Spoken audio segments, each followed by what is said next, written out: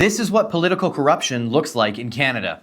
Why should one minister, individual minister, be allowed to bypass 150 years of Canadian law and exempt a person or company of their choosing?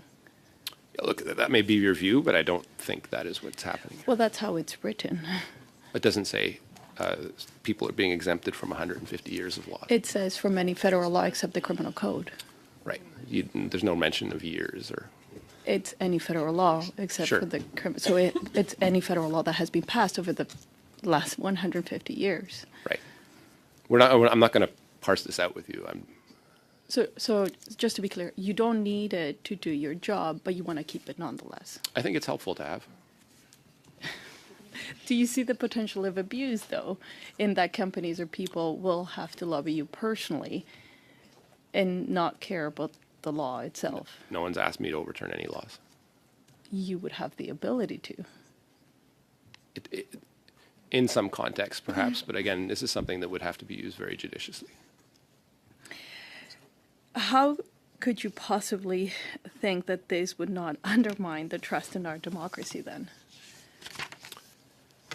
I think Canadians expect us to act reasonably. I just don't find it reasonable for you to have the powers of a king, essentially. Certainly don't have the powers of a king. If you are allowed to exempt any entity from any federal law, it is like the powers of a king. These bills being proposed before Parliament are an absolute joke at this point. You won't hear the facts of these bills on legacy media. All that you'll hear is the narrative that the Conservatives keep blocking the bills. But thank God that the Conservatives are blocking them, because when you read the fine print of these bills, you just see that it's all about centralized power and control, and it's obvious. Sandra Cobena points it out well with C-15. She says that in the bill, there's a provision in there that gives ministers the ability to exempt companies, corporations, businesses, and individuals from 150 years of federal law. Make that make sense, and show me how that isn't a liberal agenda to have more centralized control.